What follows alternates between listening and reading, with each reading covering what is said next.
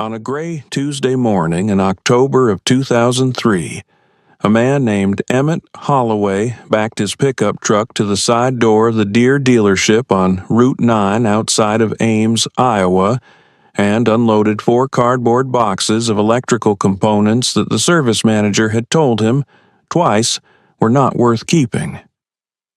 Emmett was 61 years old. He had farmed 380 acres in Marshall County for 38 years. He had hands that looked like they had been carved from the same material as his land, and he wore the same canvas jacket he had worn since 1987. And he did not say much when the service manager told him the third time that those starters were scrap and that he was wasting his time. He just nodded, loaded the boxes back into the truck, and drove home. That was not the first time someone had told Emmett Holloway he was wasting his time. Let me tell you about Emmett Holloway, because you need to understand the man before you can understand what he did. And what he did is the reason this story is still being told in Marshall County 20 years after the fact. Emmett was born in 1942 on the same 380 acres he would farm his entire life. His father, Gus Holloway, had bought those acres in 1931 at the bottom of the Depression when the land was selling for almost nothing, and Gus had a theory about that. Gus believed that the things other people threw away during hard times were the things that would matter most when the hard times ended. He kept everything. He kept broken plows and cracked castings and electric motors that hadn't run since the Truman administration. He kept them in a shed behind the machine barn that his wife called the museum and his neighbors called the junkyard and Gus called the library.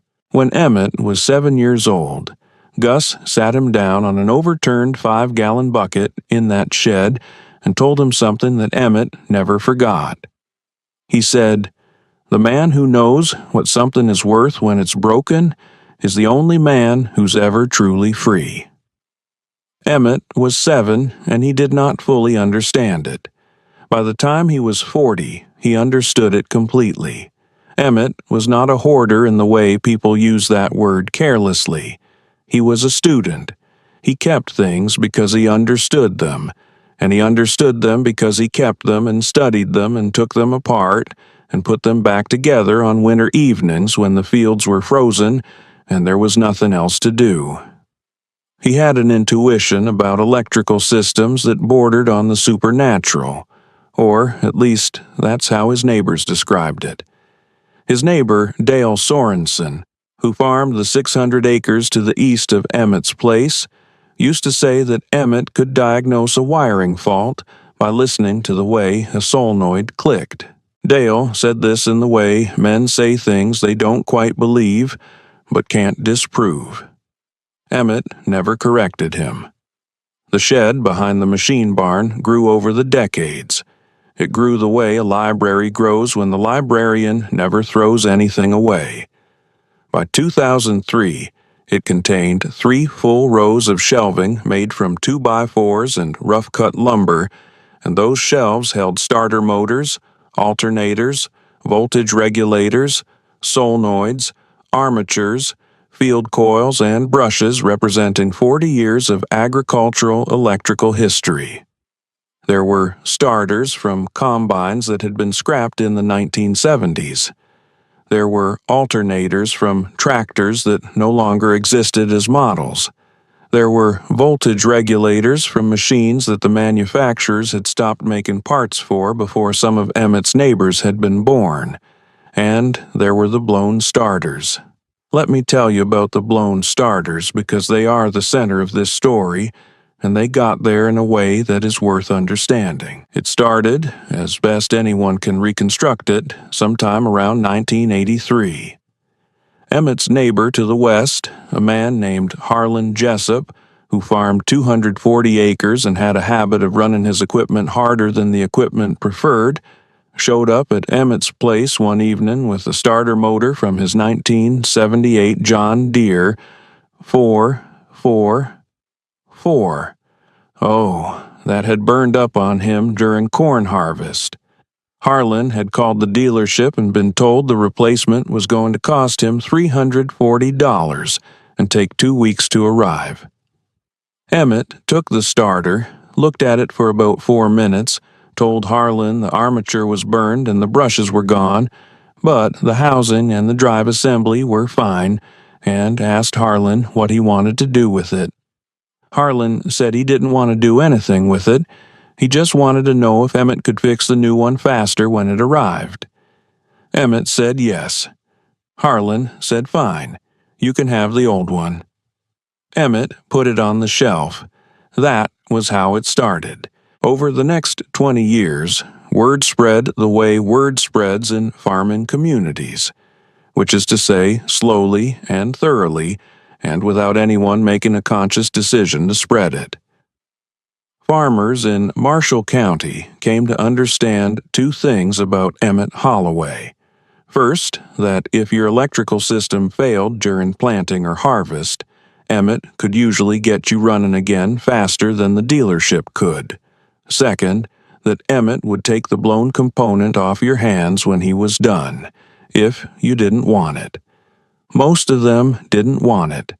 A burned starter was a burned starter. It was scrap. It was dead weight.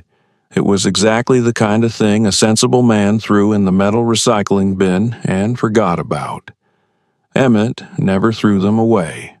By the time he backed his truck up to the dealership in October of 2003, he had accumulated, by his own careful count, 67 blown starter motors from agricultural equipment spanning the years 1968 through 2001. They represented 11 different manufacturers. They represented 23 different model numbers. Some of them he had partially rebuilt, salvaging the housings and drive assemblies and field coils from machines that had given up their armatures and brushes. Some of them were complete units, burned up in ways that made the armature unusable but left everything else intact. Some of them were in pieces, sorted by component type into coffee cans and mason jars and the small cardboard boxes that spark plugs came in. The service manager at the Deere dealership had looked at 4 boxes of them and told Emmett they were scrap. Emmett had nodded and taken them home and added them to the library. He did not know, in October of 2003, that the library was about to become the most important building in Marshall County. Let me tell you about the Meridian Components plant, because without it, this story is just a man with a shed full of old parts. And that is not quite the story. The Meridian Components plant sat on the south side of Marshalltown, Iowa, and it had been there since 1961. It was not a famous plant. It was not the kind of place that appeared in newspaper stories about American manufacturing or in speeches about the heartland economy. It was a medium-sized factory that made electrical components for agricultural equipment, primarily starter motors and alternators, and it employed 340 people at its peak and about 280 people by the early 2000s, and those 280 people were, in the way of such things, woven into the fabric of Marshall County in ways that nobody fully appreciated until the weaving started to come undone. Meridian did not make components for every manufacturer.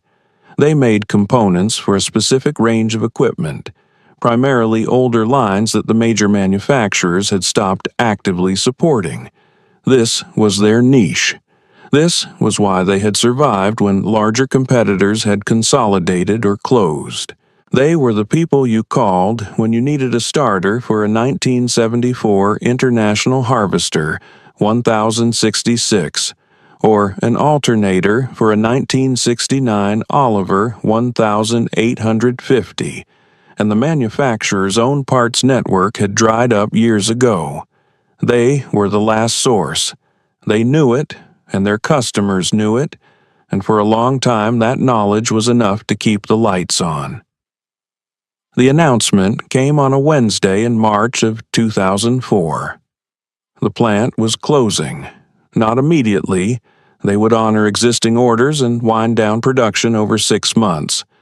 But by September of 2004, Meridian Components would cease to exist as a manufacturing operation. The official reason given was that the market for legacy agricultural electrical components was no longer sufficient to sustain the operation. This was true in the narrow sense that true things are sometimes true in narrow senses. It was also true that the private equity firm that had acquired Meridian in 1999 had decided that the returns were insufficient and the real estate was worth more than the business. Both things were true at the same time, and neither truth made the situation better for the 280 people who drove to work in Marshalltown every morning. The farming community felt it differently than the plant workers did, and they felt it in a way that took longer to arrive. Let me tell you about how it arrived, because the arrival was gradual and then sudden, in the way that certain kinds of damage are gradual and then sudden. For the first year after Meridian closed, most farmers in Marshall County did not notice much of a change. They had inventory on hand. Their dealers had inventory on hand. The components Meridian had made were durable, and a starter motor that had been properly installed and properly maintained did not fail every year. The problem was invisible in the way that the problem of not having a fire department is invisible until there is a fire.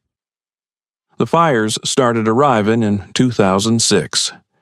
A farmer named Lyle Brockman, who ran a mixed operation of corn and soybeans on 520 acres in the northeast corner of the county, lost a starter on his 1977 John Deere 4430 on the second morning of corn planting.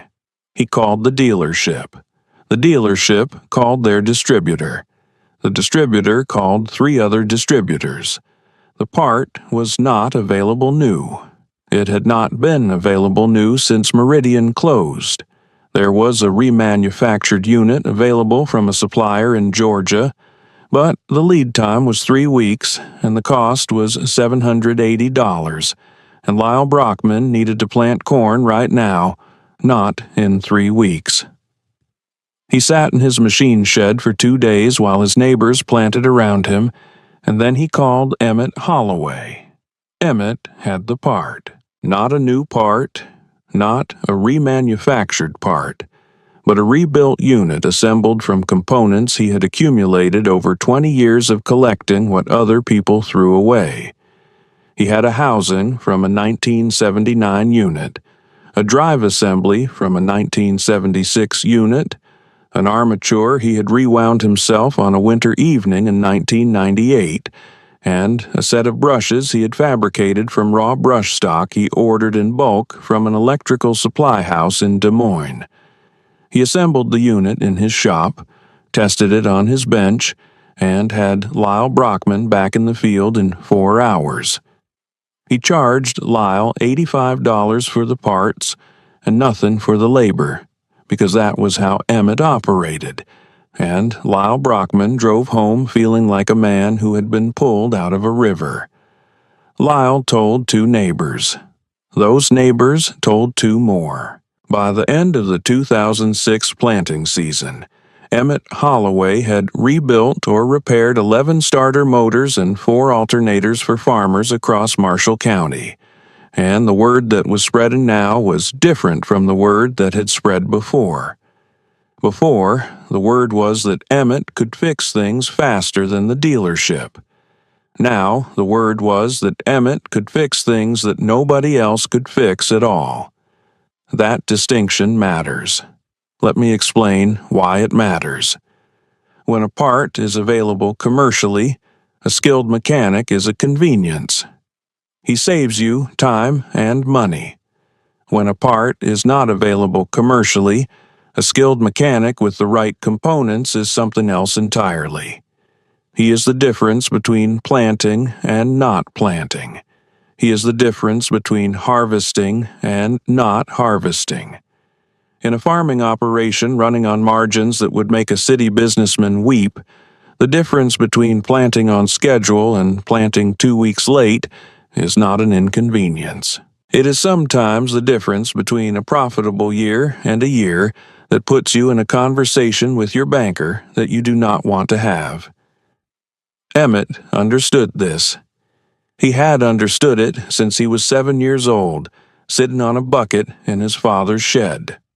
Now, let me tell you about Dale Sievert, because Dale Sievert is the man who laughed, and the laugh is important to the story in the way that certain wrong notes are important to music.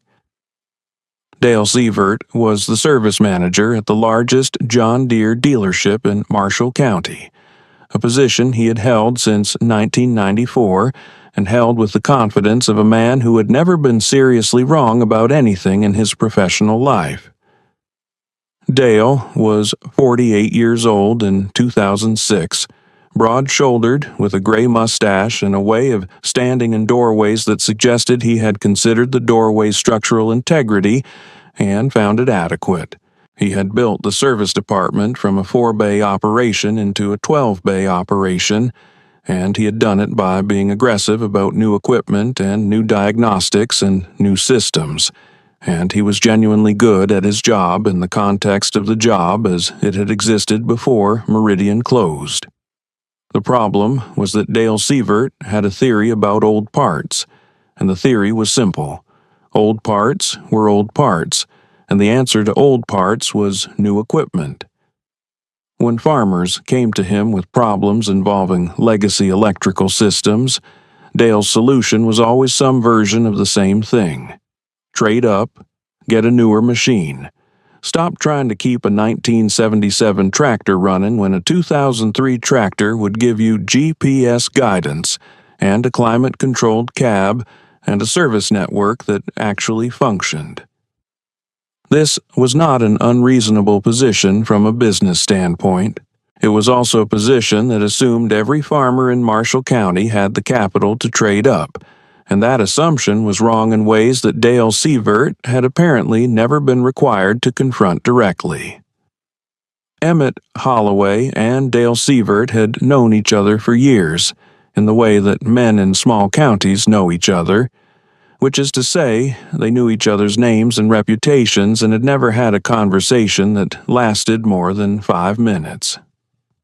That changed in August of 2006, at the Marshall County Farm Bureau meeting, which was held in the Fellowship Hall of the Lutheran Church in Liscombe, and attended by about 60 farmers and a handful of dealers and suppliers.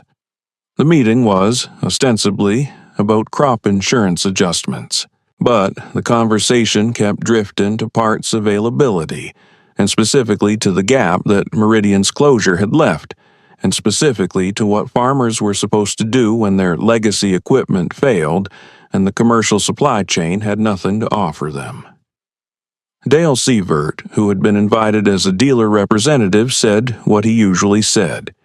He said the market was moving toward newer equipment and that the economics of maintaining 30-year-old tractors were increasingly unfavorable, and that the parts availability problem was, in a sense, the market's way of telling farmers something they needed to hear.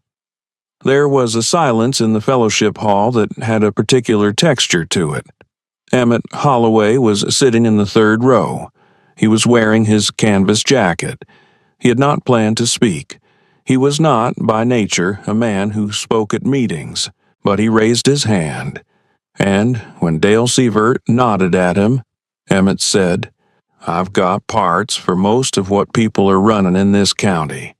I've been collecting them for 20 years. If you need a starter for a 4430 or a 4440 or an 806 or a 1066, I probably got what you need, or I can build what you need from what I've got." Dale Sievert looked at Emmett Holloway for a moment. Then he smiled. It was not a mean smile, exactly.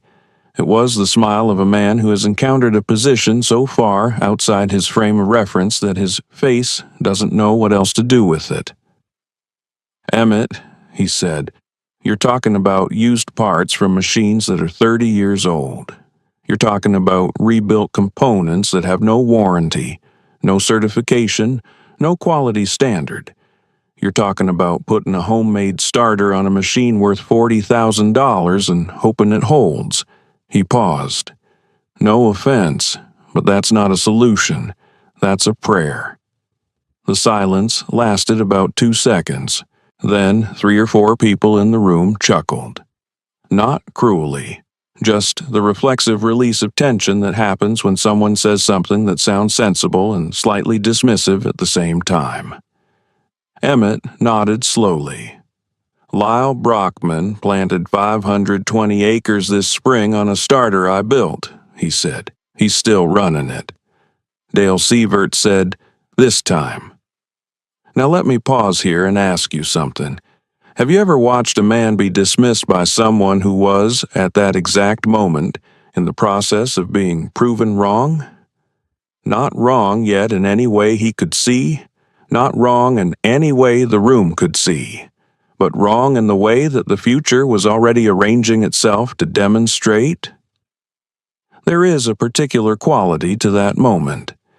It has a weight to it. Emmett Holloway felt that weight, and he sat down, and he did not argue further, and the meeting moved on to crop insurance. But something had shifted.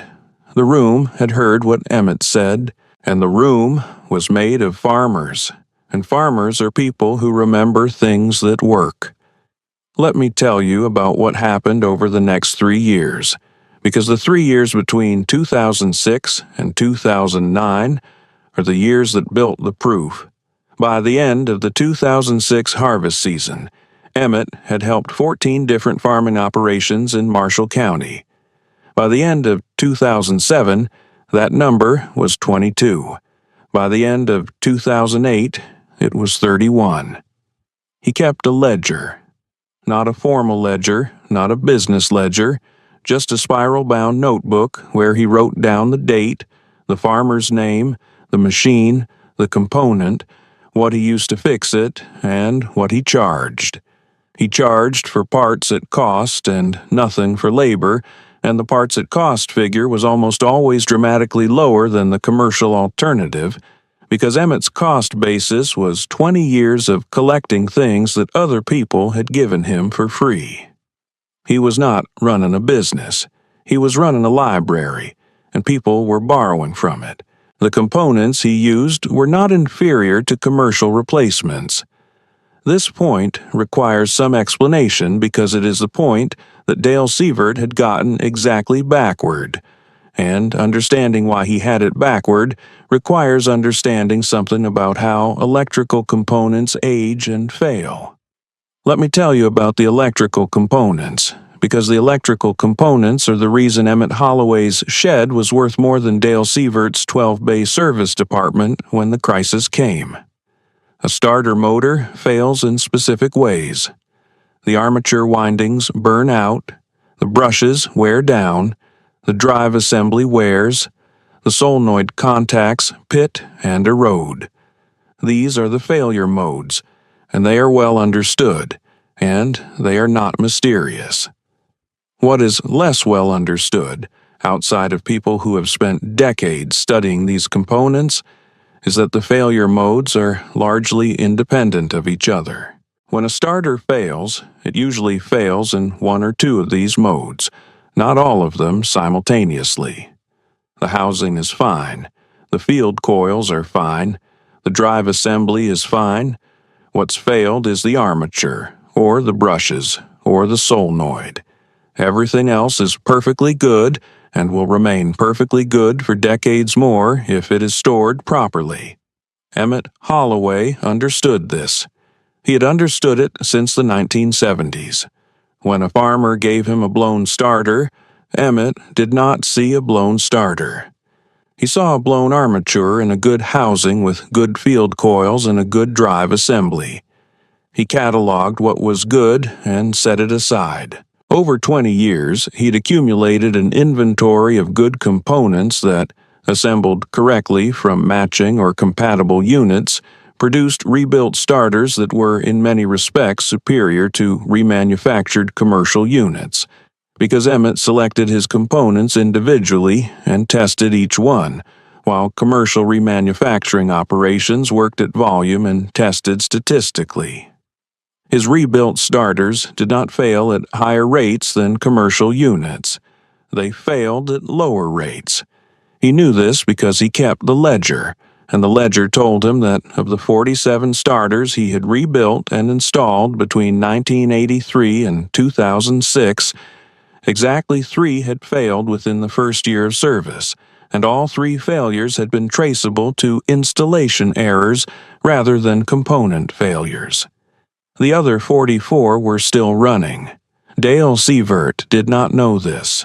Dale Sievert had never asked. The summer of 2008 was dry in Marshall County. Not catastrophically dry, but dry enough that equipment ran hard and ran long, and the electrical systems on older machines took the kind of sustained load that accelerated failure. Emmett rebuilt 9 starters between June and August of 2008, more than he had rebuilt in any previous single season. He rebuilt 2 of them in the field, which is to say he drove his truck to a farm with a tool bag and a rebuilt unit and swapped it out in a machine shed while the farmer stood there watching, and then he drove home. He did not consider this remarkable. He considered it Tuesday. Word reached Dale Sievert in a roundabout way, as word tends to do in small counties. A parts manager at the dealership named Kevin, who was 26 years old and had grown up on a farm in the county and still had the instincts of someone who paid attention to what actually happened in fields rather than what appeared in service bulletins, mentioned to Dale one afternoon that Emmett Holloway had apparently kept half the county's old iron running through the summer. Dale Sievert's response, as Kevin later recalled it, was to say that it was fine for the short term, but that those farmers were going to end up with a reliability problem sooner or later, and when they did, they'd be back at the dealership buying new equipment. Kevin did not say anything. He had been working at the dealership long enough to understand which observations were welcome. Let me tell you about the winter of 2008 and 2009, because that winter is when Emmett Holloway's library became something that even Dale Sievert could not dismiss. The winter was bad, not the weather. The weather was unremarkable. What was bad was the financial system, which had decided in the fall of 2008 to demonstrate, in case anyone had forgotten, that it was capable of catastrophic failure. The farm economy felt this in specific ways. Credit tightened. Equipment financing became harder to obtain. The calculus that Dale Sievert had been describing for years, trade up, get newer equipment, stop running old iron, became, for many farmers in Marshall County, simply impossible. You could not trade up if you could not get a loan. You could not get a loan if your banker was sitting in a building that had just watched its capital base evaporate. The old iron was not a choice anymore. It was the only option. And the old iron needed parts. In March of 2009, a man named Virgil Hassel, who farmed 740 acres in the western part of the county and ran a mixed fleet of equipment spanning 3 decades of manufacturing, came to Emmett Holloway's farm with a problem that was not, strictly speaking, a single problem. It was a cascade. His 1975 International Harvester 1586 had blown a starter. His 1980 John Deere 4640 had an alternator that was putting out irregular voltage and would fail completely within days. His 1978 Case 2390 had a voltage regulator that had already failed and was running on what Virgil described as hope and inertia. Planting was 6 weeks away. Emmett walked Virgil into the shed and turned on the lights. Let me tell you about that moment, because Virgil Hassel described it afterward in terms that stayed with people in Marshall County for a long time. Virgil said the shed looked at first like organized chaos. Then his eyes adjusted and he started to see the system. The shelves ran floor to ceiling on 3 walls. Everything was labeled in Emmett's handwriting, which was small and precise. The labels were not fancy. They were pieces of masking tape with model numbers and years written in pencil. But they were accurate, and they were complete. And as Virgil walked the length of the first shelf, he realized that he was looking at the electrical history of American agricultural equipment from approximately 1965 to 2001, organized by manufacturer and model year, containing components that had not been commercially available for a decade or more. He said it was like walking into a room where someone had been quietly saving the world for 20 years and hadn't mentioned it to anyone. Emmett had the starter for the 1586. He had it as a complete rebuilt unit, already assembled and tested, sitting on a shelf next to 2 others in the same configuration. He had the alternator components for the 4640, not a complete unit, but the rotor and the rectifier assembly that were failing, which he could install in the existing housing in about 40 minutes. The voltage regulator for the Case 2390 was on a shelf in a coffee can with 11 others of the same type, because Emmett had noticed years ago that that particular regulator was a common failure point on case equipment of that era, and had accumulated a stock of them accordingly. Virgil Hassel's 3 machines were back in operational condition within 2 days. The total cost to Virgil was $210 in parts. The commercial alternative, if commercial alternatives had existed, would have been somewhere between $1,800 and $2,400, and would have taken weeks to arrive. Virgil told people. He told them specifically and in detail, which is not how farmers usually talk about things, but is how Virgil talked when something had genuinely impressed him. He told them about the shed and the shelves and the labels and the coffee cans. He told them about Emmett's system and Emmett's knowledge and the 20 years of collecting that had made it possible. He told them the story, the way you tell a story when you want people to understand that something important happened. By the time planting season arrived in 2009, Emmett Holloway had more requests for help than he could comfortably handle. He was 67 years old. He was not running a business. He was a farmer with a shed and a ledger and 40 years of knowledge, and he was being asked to be the electrical parts supplier for a significant portion of Marshall County's aging equipment fleet. He handled it the way he handled everything, which was methodically and without complaint, and with a quiet attention to the work that the people who watched him found almost hypnotic. Now, let me tell you about Dale Sievert in the spring of 2009, because Dale Sievert's spring of 2009 was a different experience from Emmett Holloway's spring of 2009, and the contrast is instructive. The dealership's service department was busy in the spring of 2009, but it was busy in an uncomfortable way. The new equipment sales that Dale had built his service model around had slowed dramatically. The farmers who could not get financing were not buying new tractors. The farmers who could have bought new tractors were not buying them because they were uncertain about the next year and the year after that. The service department was seeing more of the old equipment that Dale had spent years telling people to replace, and it was seeing it with problems that the dealership's parts inventory was not equipped to solve.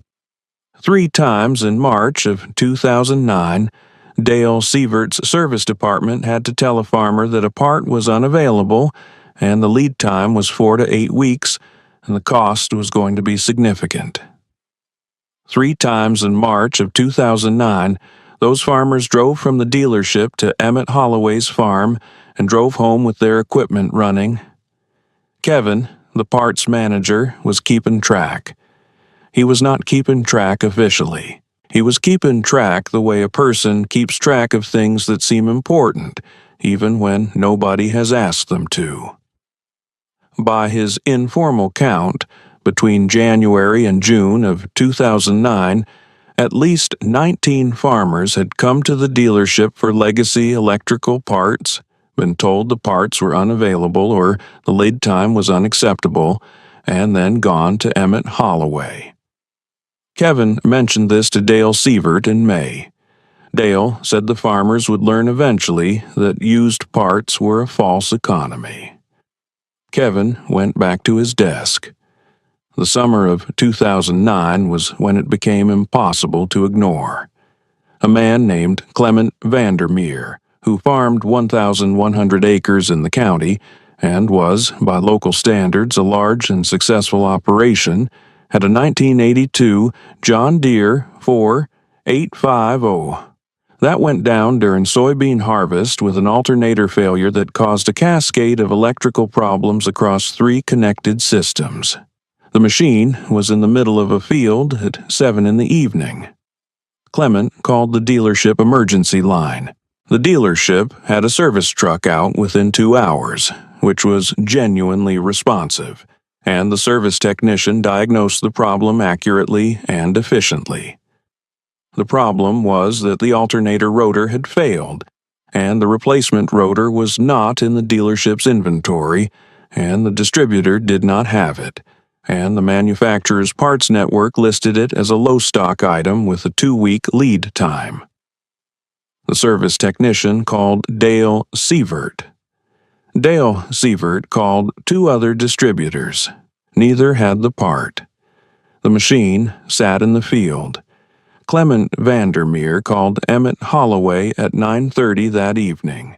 Emmett drove to Clement's field with his truck and his tool bag and a rotor he had pulled from a blown alternator in 1997 and rebuilt on a winter evening in 2003 and tested and placed on a shelf with a piece of masking tape that said 4850 alternator rotor, tested good November 3rd.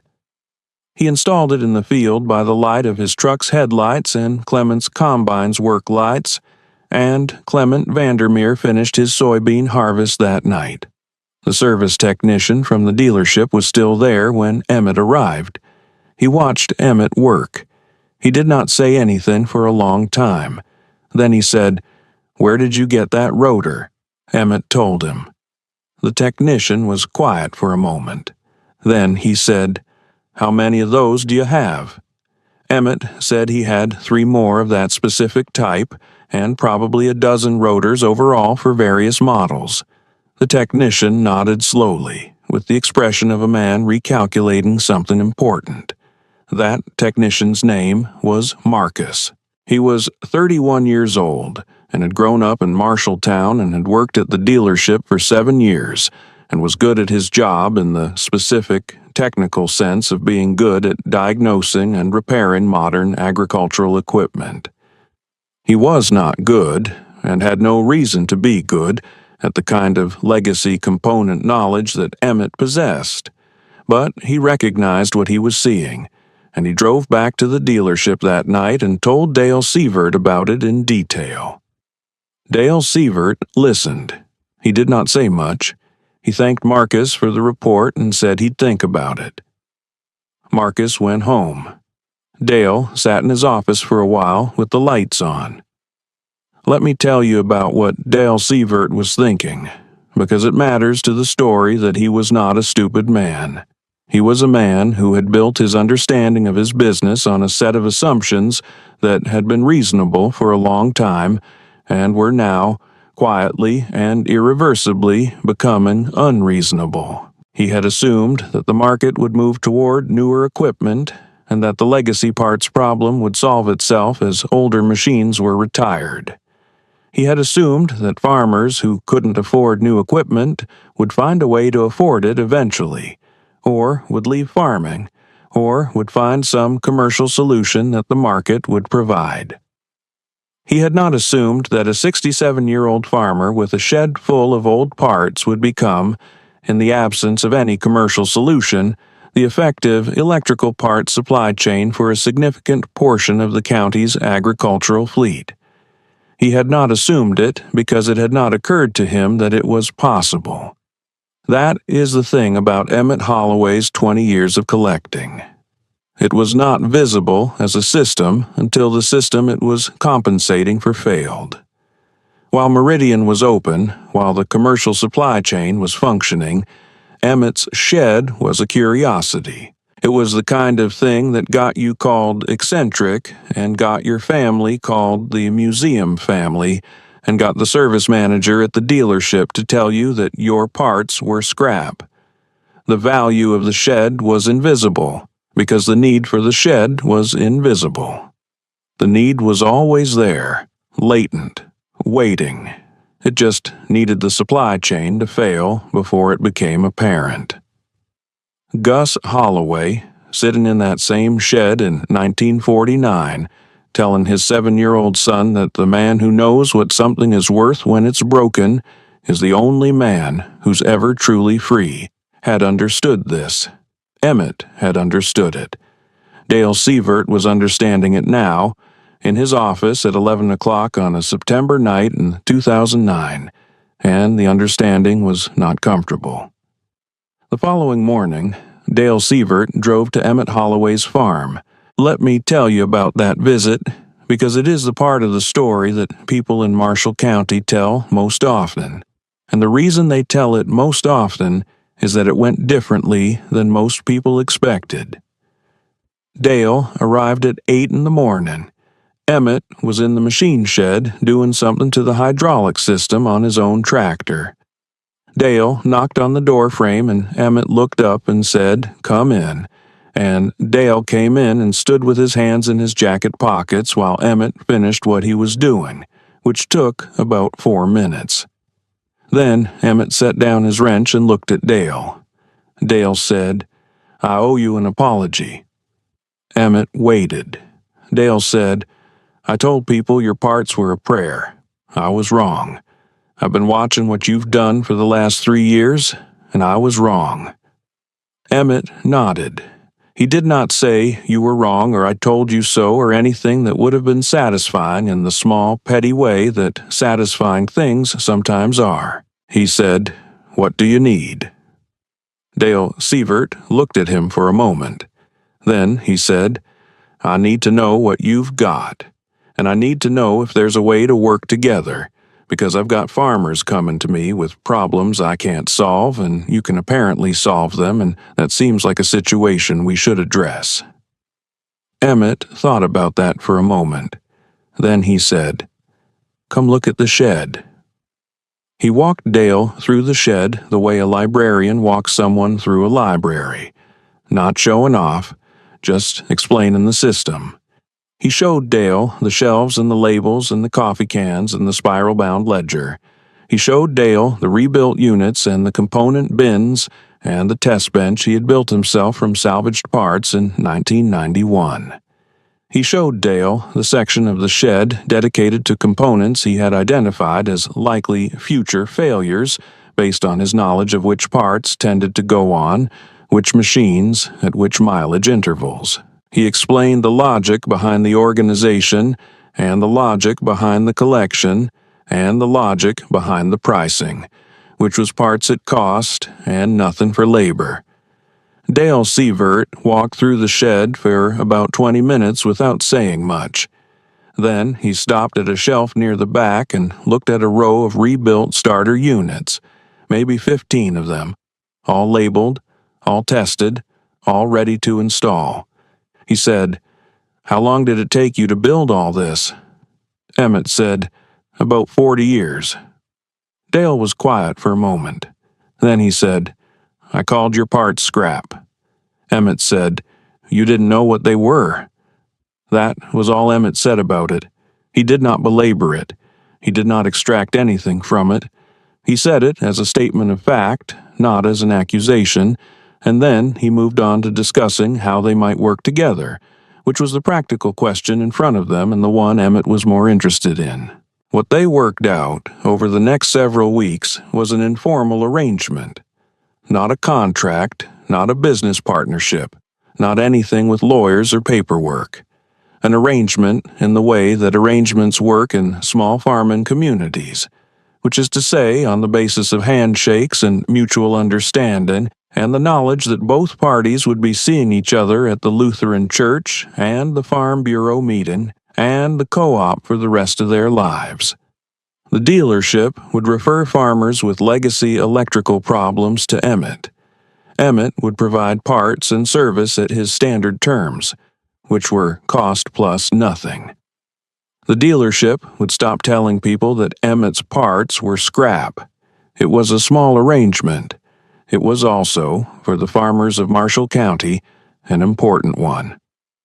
Over the next 4 years, between 2009 and 2013, Emmett Holloway provided rebuilt or repaired electrical components to 67 different farming operations in Marshall County. The number is not approximate. It is from the ledger. 67 operations. Some of them came once. Some of them came every season. The total value of parts he provided, calculated at commercial replacement prices, was somewhere north of $180,000. The total he collected at his cost, plus nothing pricing, was $22,400. The difference, roughly $160,000, was the value of 20 years of collecting things that other people had thrown away, expressed in the language that Dale Sievert understood best. Emmett Holloway did not think of it in those terms. He thought of it as Tuesday. Let me tell you about the last time Emmett Holloway rebuilt a starter motor, because the last time is part of the story and it belongs here. It was April of 2014. Emmett was 72 years old. His hands had developed the tremor that comes sometimes with age, not severe, but enough that the fine work of winding armatures was slower than it used to be and required more concentration. He was rebuilding a starter for a 1979 John Deere 4440, belonging to a young farmer named Aaron Briggs, who'd bought a neighboring farm the previous year and was running it on equipment that was older than he was. Aaron was 24 years old and had grown up in the county and had heard about Emmett Holloway the way young people in Marshall County heard about Emmett Holloway, which was as a fact of the landscape, like the river and the county road and the grain elevator. Aaron came to pick up the starter and found Emmett at the test bench. Emmett installed the finished unit in the test rig, connected the leads, and hit the switch. The starter spun up immediately, strong and even, and ran for 30 seconds while Emmett watched the ammeter and the voltmeter and nodded slightly to himself. Then he shut it down and handed it to Aaron and told him what it had cost and how to install it. Aaron asked him how he knew so much about these components. Emmett thought about that for a moment. Then he said, "I paid attention for a long time." Aaron asked him where he had gotten all the parts. Emmett said, "People gave them to me. They thought they were throwing them away." Aaron looked at the shelves. He was quiet for a moment. Then he said, "What happens to all this when you're done farming?" Emmett looked at the shelves too. He said, "I've been thinking about that." What Emmett had been thinking about was his son, Gerald, who farmed the home place with him and had been learning the electrical work alongside his father for the past decade. Gerald was 44 years old and had his father's patience and his grandfather's belief that broken things retained their value, and he had been, without anyone formally designating it as such, Emmett's apprentice in the library for 10 years. Emmett had been teaching Gerald the system the way Gus had taught Emmett the system, which was by working alongside him and explaining the logic and letting him make mistakes and correct them and come to understand, through the work itself, why the work mattered. Gerald Holloway took over the library formally in 2016 when Emmett retired from active farming. By that point, the library had grown. It had grown because Gerald had the same instinct his father had, and because the farming community of Marshall County had come to understand what the library was and had begun, consciously and deliberately, to contribute to it. Farmers who replaced old electrical components now called Gerald before they called the scrap dealer. Parts that would have gone into the recycling bin went instead to the Holloway shed. The library was no longer a private eccentricity. It had become a community institution, informal and unincorporated and without any official status, but real in the way that things are real when people depend on them. Dale Zevert retired from the dealership in 2017. His retirement party was held at the Lutheran Church in Liscombe, the same fellowship hall where he had smiled at Emmett Holloway 11 years earlier and called his parts a prayer. About 80 people came. Dale gave a short speech in which he said, among other things, that the most important thing he had learned in 23 years of running a service department was that the person in the room who looks least like they have the answer is sometimes exactly the person who has the answer, and that the cost of not listening to that person is higher than most people want to calculate. He did not mention Emmett Holloway by name. He did not need to. Everyone in the room knew who he was talking about. Emmett Holloway was in the room. He was sitting in the fourth row in his canvas jacket, which was now so old that the canvas had softened to something approaching velvet. He nodded when Dale said it. That was all. Let me tell you one last thing, because the story does not end with a retirement party, and it does not end with a nod. Aaron Briggs, the 24-year-old who had picked up a starter in April of 2014 and asked Emmett where he had gotten all the parts, is now 34 years old and farms 960 acres in Marshall County. He runs a mixed fleet of equipment, some of it new, some of it old, and he has a shed behind his machine barn where he keeps electrical components from machines that have failed and been replaced. He started the shed the year after he picked up that starter. He was not asked to start it, he just started it because he had paid attention to what he saw, and what he saw made sense to him in the way that things make sense when you've been shown the logic behind them. Aaron's shed is smaller than Emmett's shed. It will be larger in 20 years. Aaron knows this. He is not in a hurry. He is paying attention. Gerald Holloway still runs a library. The shelves are fuller now than they were when Emmett built them, and the labels are still in pencil on masking tape, and the test bench still works, and the ledger is now 3 spiral-bound notebooks instead of 1.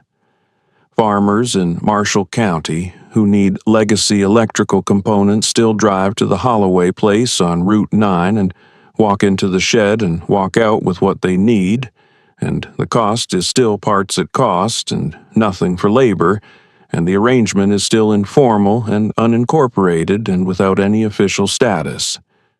Experts will tell you that this is not a sustainable model. They will tell you that the supply of legacy components is finite and will eventually be exhausted, and that the long-term answer is fleet modernization and commercial supply chain solutions. They are probably right in the long run. Emmett Holloway would not argue with them. He would listen politely and then go back into the shed and keep doing what he was doing, because the long run is a long time and the farmers in Marshall County need their equipment running now, this spring, this harvest, today. That is what happens when a man spends 40 years saving what other people were certain was worthless. That is what happens when a 7-year-old boy sits on a bucket in his father's shed and hears something true and never forgets it. That is what happens when the people who call your life's work a prayer are eventually the ones who need it most, and you hand it to them anyway, without saying "I told you so," because the work was never about being right. It was about being ready.